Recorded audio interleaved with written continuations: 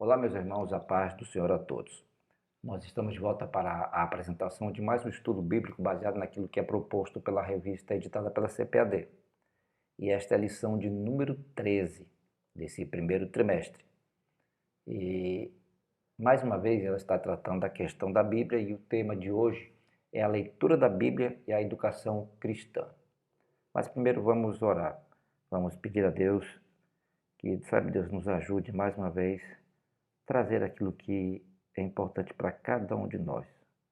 Nos ajuda, Senhor, para que essa missão que nos foi colocada seja do teu agrado. Nós te pedimos no nome de Jesus. Amém. A leitura bíblica e a educação cristã. Nós sabemos que na maioria das casas, de nós que somos cristãos, nós temos em casa uma Bíblia.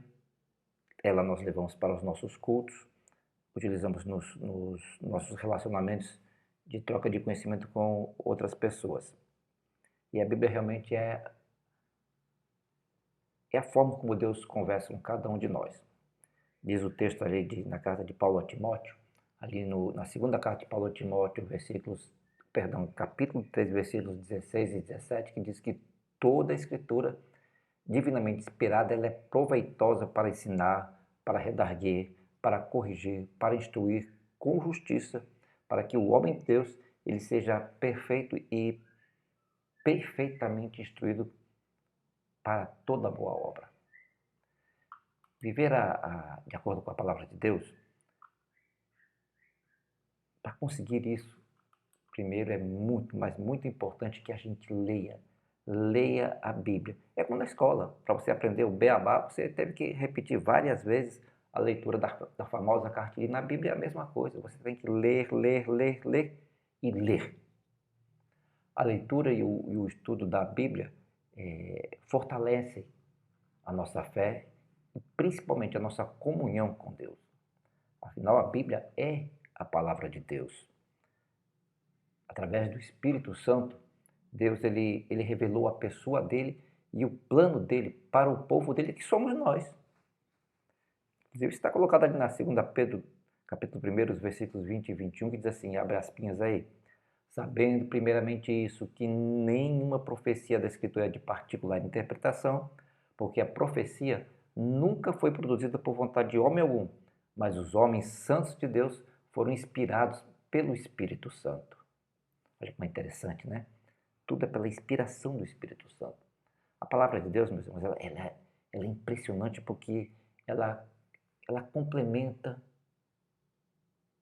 ela se explica, ela é atual e ela traz resposta para todo e qualquer problema que a gente esteja enfrentando.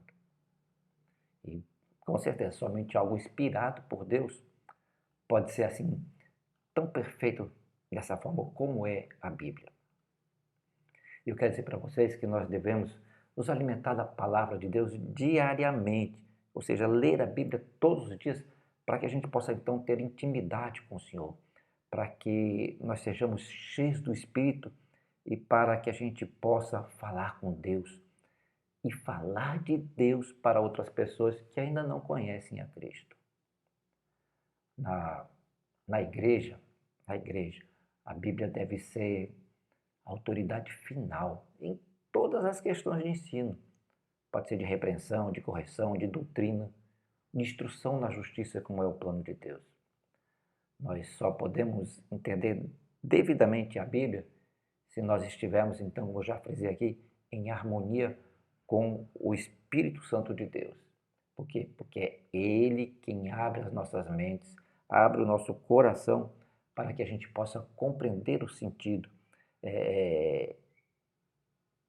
para que a gente possa dar testemunho, principalmente no nosso interior, com a autoridade do Espírito Santo.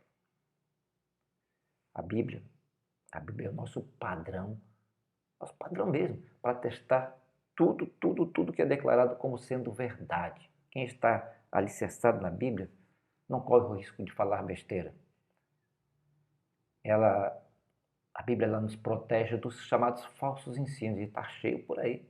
Isaías já tinha feito esse alerta aí, quando ele colocou lá no versículo 13 do capítulo 29, ele colocou assim, as pinhas aí para Isaías.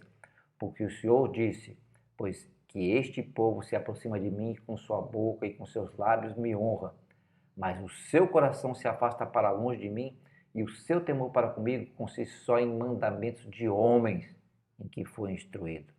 Olha a palavra de Isaías colocando que os falsos ensinos acabam contaminando o bicho homem. Lá em Jeremias, no capítulo 10, versículo 2, tem uma outra palavra nesse sentido, que está ali colocada, as pinhas para Jeremias. Assim diz o Senhor, não aprendais o caminho dos gentios, nem vos espanteis dos sinais dos céus, porque com eles se atemorizam as nações. A gente tem que ter cuidado, muito cuidado com os chamados falsos profetas. Inclusive, isso foi colocado, está escrito ali no livro de Mateus, palavras do próprio Jesus, que ele diz assim, abre aspas aí para as palavras de Jesus, cuidado com os falsos profetas. Eles vêm a vocês vestidos de peles de ovelhas, mas por dentro são lobos devoradores. Vocês os reconhecerão por seus frutos.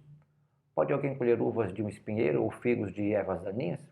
Semelhantemente, toda árvore boa dá frutos, mas a árvore ruim dá frutos ruins. A árvore boa não pode dar frutos ruins, nem a árvore ruim pode dar frutos bons. Toda árvore que não produz bons frutos é cortada e lançada no fogo. Assim, pelos seus frutos, vocês os reconhecerão. Está em Mateus 7, do 15 ao 20. O que Jesus quis alertar a cada um de nós sobre isso? Para que a gente tenha cuidado com os chamados falsos profetas, os falsos ensinadores. E ele colocou bem ali, pelos seus frutos o conhecereis. Então, quando você encontrar uma pessoa profetizando e dizendo que está falando de Deus, veja quais são os frutos dele. Os frutos podem estar na família, pode estar no comportamento dele dentro e fora da igreja. Então, pelos frutos os conhecereis. Outra coisa muito importante da Bíblia, que ela nos ensina a ser humildes. Vocês estão lembrados da lição 7 desse primeiro trimestre? Quando, lá em fevereiro ainda, né, nós pudemos estudar sobre como a Bíblia transforma as pessoas. Estão lembrados disso? A palavra de Deus, ela é viva. Ela anula os conselhos das trevas e nos torna humildes diante de Deus. Deus, ele aborrece, ele não gosta da soberba. A Escritura declara que Deus resiste aos soberbos, mas dá, porém, graça aos humildes. Isso indica que Deus abomina os arrogantes que confiam na sabedoria mundana e rejeitam os chamados preceitos divinos. Por isso que Tiago exorta, abre aspas aí para a cartinha de Tiago, sujeitai-vos, pois, a Deus, e ainda humilhai-vos perante o Senhor. Olha, as expressões sujeitar-se e humilhar-se, elas querem dizer obedecer a Deus o Todo-Poderoso. Quando a gente se achega a Deus, né, ele se achega a nós. Inclusive tem que colocar lá, chegai-vos a mim, eu me achegarei a vós. Ele nos liberta da sabedoria terrena, que é animal, que é diabólica. Deus nos agracia com a verdadeira sabedoria que vem dele, que vem do alto. Em vista disso, a bênção plena de Deus, então ela é dada, ela é concedida aos humildes que são então transformados pela palavra do próprio Deus. Isso é maravilhoso na vida de qualquer um de nós. A Bíblia, inclusive, ela nos ensina a evangelizar. Evangelizar. Aqui na igreja de Trairi está tendo um propósito muito grande no trabalho de evangelização nas ruas. Ela nos orienta a ensinar e evangelizar. Ensinar estão muito juntinhos, perto um do outro, no que se refere a levar a palavra de Deus a outras pessoas que ainda não conhecem. Quando ele comissionou os seus discípulos, naquela história do ide por todo mundo e pregar o evangelho, foi o que Jesus capacitou, ele autorizou, ele permitiu que então que seus discípulos, os apóstolos, passassem a praticar essa questão de evangelizar e ensinar. Diz ali na palavra no livro de Mateus que, portanto, vão e façam discípulos de todas as nações, batizando em nome do Pai, do Filho e do Espírito Santo. E aí vem a segunda parte do versículo, que é interessante, no versículo 20. Ensinando-os a guardar todas as coisas que tenho ordenado a vocês. E eis que estou com todos vocês até o fim dos tempos. Olha a garantia que Jesus nos dá quando a gente se entrega ao trabalho de evangelizar e de ensinar. Quer dizer, Ele vai estar todo o tempo conosco, nos dando apoio, nos dando sabedoria, nos dando conhecimento, nos dando até ousadia para cumprir essa tarefa. Escrevendo ali a Timóteo, Paulo, ele chama a atenção no sentido de a pessoa ter que se dedicar realmente à evangelização. Ele deu uma chamadinha ali em Timóteo, dizendo assim, lá no versículo 13 do capítulo 4, diz ali as pinhas aí para a carta de Paulo. Até a minha chegada, dedique-se à leitura pública das Escrituras, à exortação e ao ensino. A leitura pública das Escrituras, ou seja, você ler em praça pública, nas reuniões, nas igrejas, né? Você dedicar-se à exortação, ou seja, chamar a atenção das pessoas, sempre baseado nas Escrituras, e ensinar as pessoas, baseado também naquilo que tem nas Escrituras, que nada saia da sua própria cabeça ou do seu coração, tem que vir baseado no que está escrito. Tem um trecho da Bíblia que eu acho muito interessante, que trata da questão de depois da morte. Depois da morte. Tem um texto que fala assim, a palavra de Deus, ela nos mostra quem vai e quem não vai entrar no repouso dele. Tem até um trecho lá no Antigo Testamento assim, não entrarão no meu repouso. Deus me livre de disputar um negócio desse para mim. Na carta aos Hebreus, que a gente já colocou aqui, ninguém sabe realmente quem foi que escreveu a carta aos Hebreus, tem uma exortação. Lá em Hebreus 4, logo no primeiro versículo, diz assim, tenhamos cuidado enquanto nos é oferecida a oportunidade de entrar no repouso de Deus. Não aconteça que alguém de vós fique para trás. Lá em Hebreus 4, versículo 1. E não sei se vocês chegaram a assistir uma produção cinematográfica que diz assim, Deixados para Trás. Um filme que tinha um roteiro, um teor todo voltado para a questão do arrebatamento da igreja. Aí trata justamente daqueles que ficaram para trás.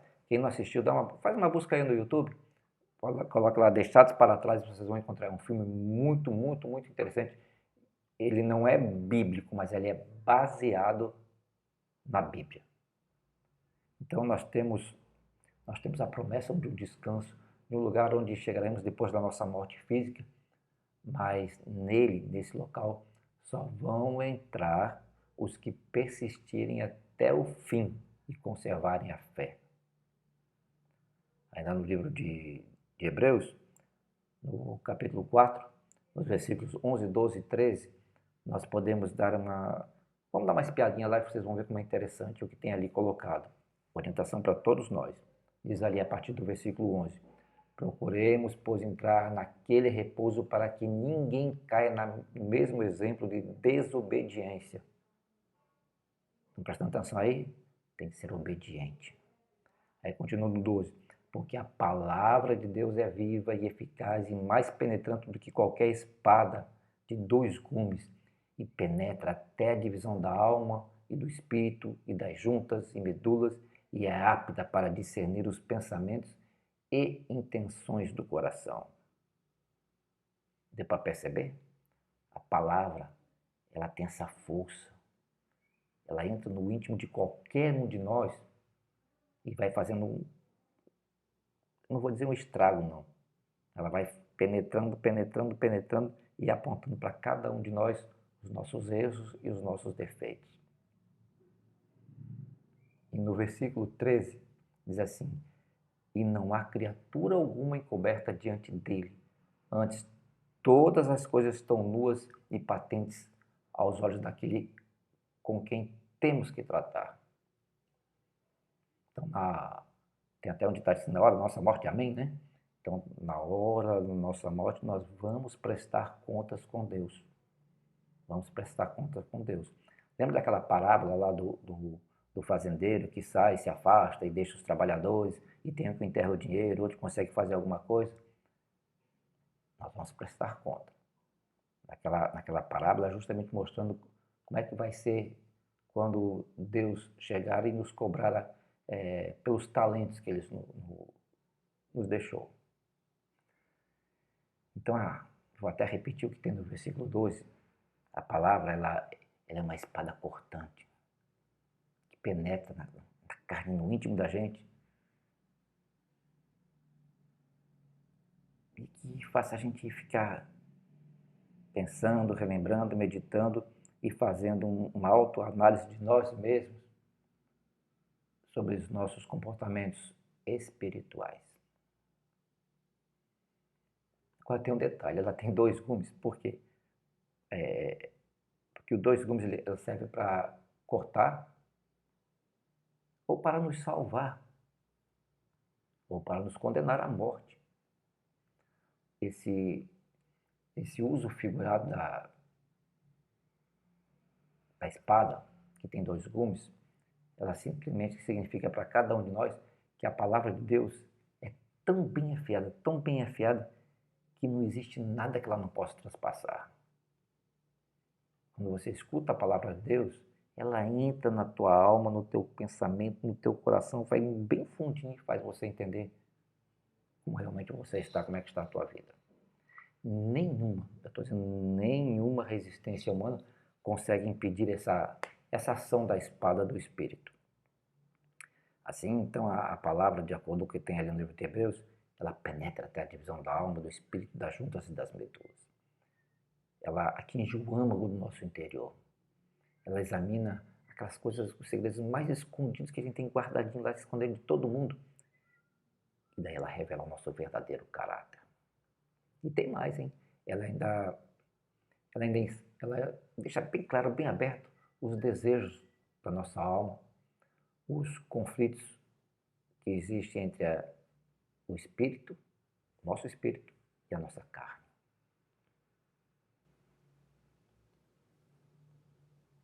A Bíblia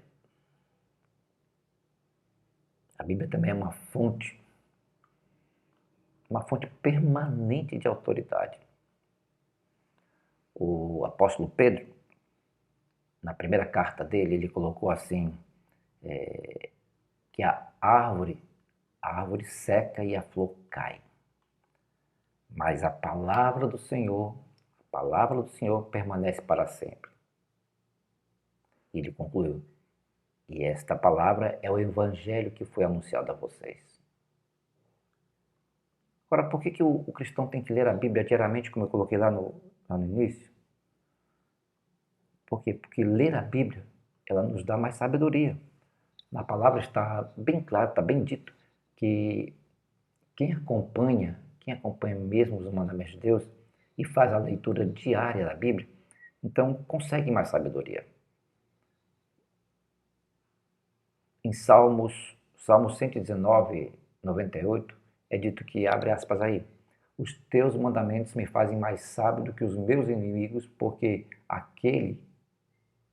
eu os tenho sempre comigo. Ou seja, os mandamentos estão sempre ali com o salmista. Ler a Bíblia nos deixa bem mais pertinho de Deus, mais próximos de Deus. A leitura da Bíblia, ela é uma das maiores e das melhores maneiras pelas quais nós podemos nos aproximar de Deus e conhecer a verdade. Tem até um estudo, né, feito lá nos Estados Unidos que prova,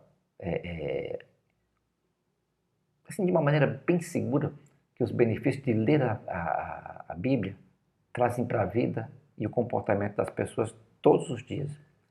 Naquele estudo, os pesquisadores conseguiram entender que 57% das pessoas que leem a Bíblia ficam menos expostos aos vícios da bebida. que 68% daquelas pessoas que leem a Bíblia têm menos tendência ao adultério, que 61% daquelas pessoas que leem a Bíblia diariamente têm menos tendência à pornografia. E agora vem o principal, cerca de 228%, ou seja, mais do que o dobro das pessoas, né, tem mais vontade de compartilhar a fé. Aquelas pessoas que leem para valer a Bíblia têm esse desejo, essa vontade de compartilhar a fé, mostrar a todos os benefícios da palavra. Por quê? Porque ler a Bíblia, esse ato nos dá uma melhor compreensão da palavra. A palavra de Deus, ela é perfeita em toda a plenitude dela. E isso pode ser tido assim a cada nova leitura da Bíblia. Você vai prestar atenção que você lê, ou então, perdão, a garganta já está enrolando. Houve uma pregação sobre um determinado trecho da Bíblia, ou na tua próxima leitura, ou na próxima pregação que você vai ouvir, tu sente totalmente diferente. Então, por isso, quanto mais lemos a Bíblia, mais compreensões e conclusões nós vamos tendo. Eu vou dar aqui um exemplo rápido. Vocês se lembram quando a gente era criancinha, né? No meu caso faz tempo, né? A gente escutava a história de Noé, né? Então, na nossa infância a gente escuta aquela coisa de que Noé levou tanto tempo para construir uma arca, depois conseguiu botar tudo quanto foi de bicho dentro dela, né? E a gente ficava pensando, como é que ele vai sustentar esses bichinhos tudo lá dentro, aquela coisa toda, essa arca não vai afundar. Cabecinha de criança. Mas quando a gente se torna adulto, começa a ter assim uns cabelinhos brancos, como eu já tenho, né? Essa história ela ganha assim uma profundidade muito maior. Ela não fica limitada só àquela coisa de colocar os animais dentro da arca. Ela nos mostra aqueles desafios, né, que foram vividos por Noé. Ele construindo aquela arca e o povo zombando dele.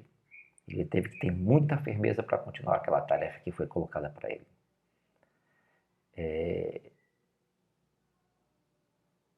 Pense na ação divina que entrou ali.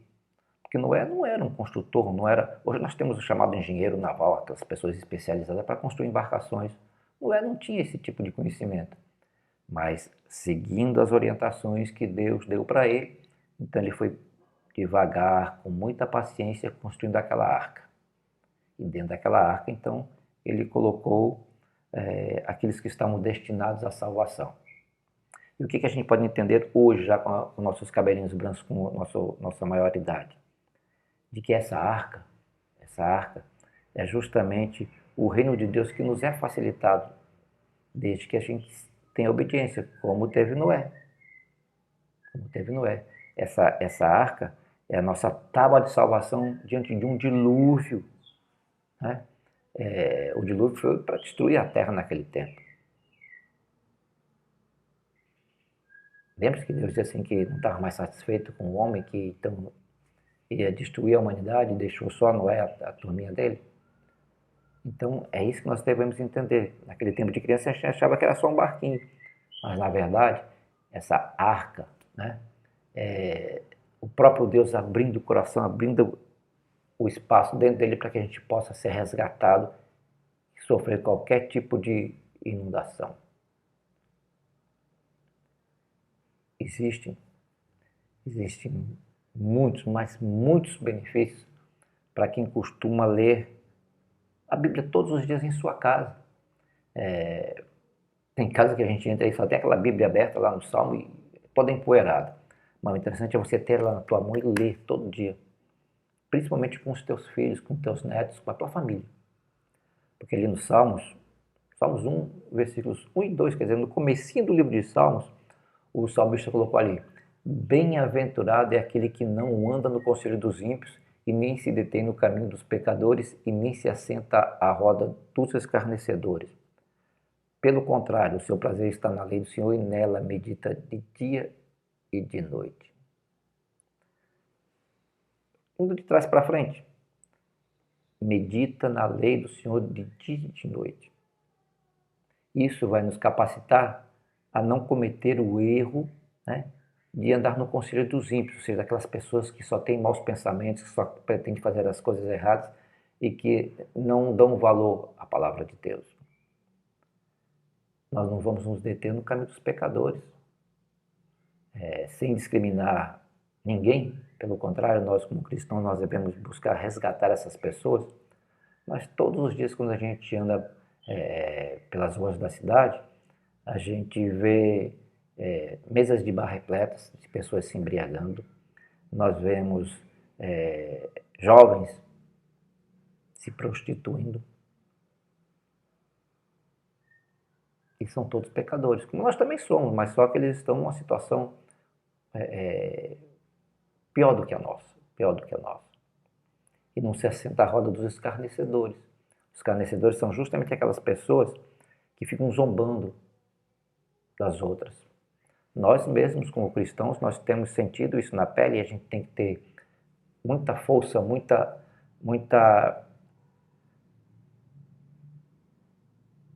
uma força espiritual mesmo que só Deus pode dar para cada um de nós, porque quando a gente vai passando na rua no caminho da igreja, aí o pessoal diz, lá vai o pessoal do livro da capa preta, né?